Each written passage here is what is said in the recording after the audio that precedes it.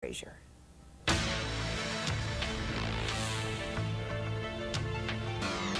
When you open a business, you go after customers. Frank Esposito opened a company called Scammer Guard to go after crooks. People that have been scammed, defrauded, misled. A few weeks ago, he was watching Help Me Howard, specifically our story about Kevin Rodriguez, who collects sneakers. When Lebron James came to Miami Heat, he came out with the shoe. Kevin is studying architecture and wanted to go with his college class on a trip to Europe. To pay for it, he sold his prized pair of Lebron sneakers on Craigslist through PayPal for $700 to a man who called himself Freddie Bonilla. That would have put me very close to the trip, but now it looks like it's not going to happen. Due to PayPal rules, the crook kept the shoes and never paid Kevin. In internet scams, it's extremely difficult to catch those kind of people. If it's between a 21-year-old kid outthinking me, that day's not going to happen. 2 hours after watching our story, Frank had tracked down the alleged crook, not as Freddie Bonilla. His real name, Laquan Jordan. Turns out that this kid that has a bad past, who has a problem.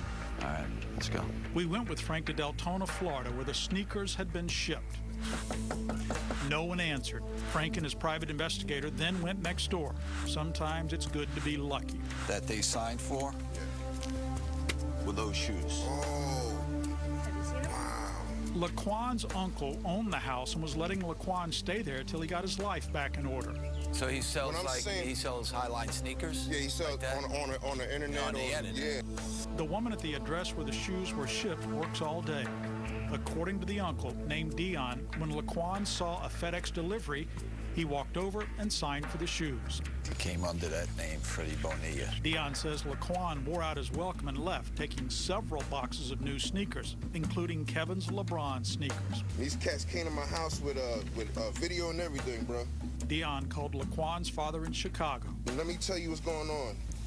Quan scammed somebody out of some sneakers. The father gave Frank Laquan's number and relayed the advice he gave Laquan when he got in trouble before. You'll have to learn hard way. Yeah. People had told him that.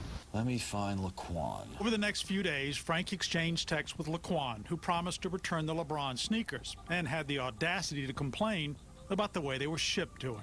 He said, yeah, there's size 10.5. The kid never gave him extra laces. Not surprisingly, Laquan never returned the shoes. Frank and Kevin then filed a police report. The Volusia County Sheriff's Department, which covers Deltona, has opened an investigation and is looking for Laquan Jordan. Kevin's sneakers gone, his $700 stolen, and the class trip to study architecture missed. And then the Miami Heat and LeBron James got involved. Good to see you, man. After our Help Me Howard about Kevin being ripped off aired, a Miami Heat spokesman told us the Heat contacted Nike for these sneakers, and LeBron James happily signed them. We then asked Kevin to come check out some videotape. When he brought his family to 7 News, they had no idea what was in the box. Oh, my goodness. This is unbelievable.